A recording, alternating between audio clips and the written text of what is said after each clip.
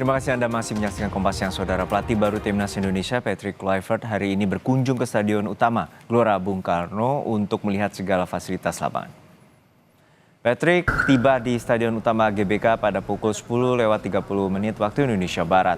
Mantan pemain Barcelona ini langsung masuk stadion dengan melihat sejumlah fasilitas, mulai dari kualitas rumput, tempat tunggu atlet, hingga kapasitas penonton.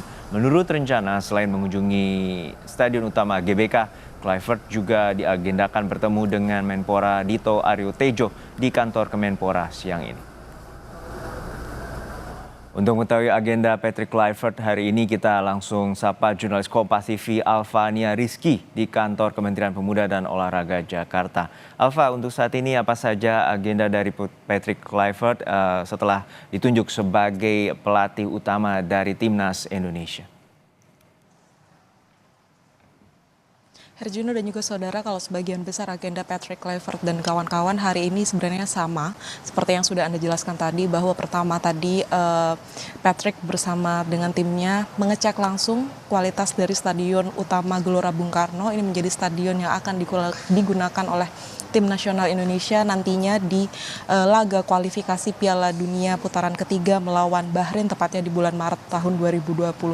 Tentu saja Patrick harus mengetahui seperti apa kondisi lapangan, kualitas fasilitas yang ada di Gelora Bung Karno, dan seperti apa ia harus menyiasati teknis yang harus dilakukan oleh para pemain Timnas Indonesia dalam menggunakan Gelora Bung Karno, karena kita tahu kualitas lapangan dari Gelora Bung Karno ini beberapa kali sempat mengalami kritik dari negara lain terkait dengan kualitas lapangan, rumput, kondisi tanah dan lain sebagainya. Hal ini yang harus dipastikan oleh Patrick Kluivert dan juga kawan-kawan untuk kemudian kalau memang ada yang harus diperbaiki, harus segera diperbaiki menjelang 2 bulan melawan Bahrain di laga kualifikasi putaran ketiga Piala Dunia 2026 ini. Selain itu juga seperti usai dari mengunjungi Gelora Bung Karno, Patrick kemudian akan bertemu Menteri Pemuda dan Olahraga Dito Aryo Tejo. Infonya ia akan melakukan audiensi walaupun memang belum diketahui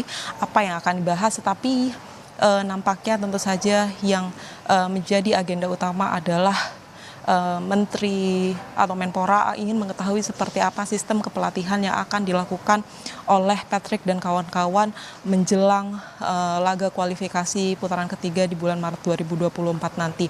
Apa teknik yang akan dia gunakan, strategi seperti apa yang akan dia terapkan kepada pemain timnas kita, dan langkah-langkah apa yang harus dilakukan oleh Patrick untuk setidaknya mengembalikan kondisi psikologis pemain dan juga pendukung Indonesia menjelang pertandingan laga ketiga, maksud saya menjelang pertandingan laga kualifikasi putaran ketiga Piala Dunia di bulan Maret 2025 nanti. Herjuno.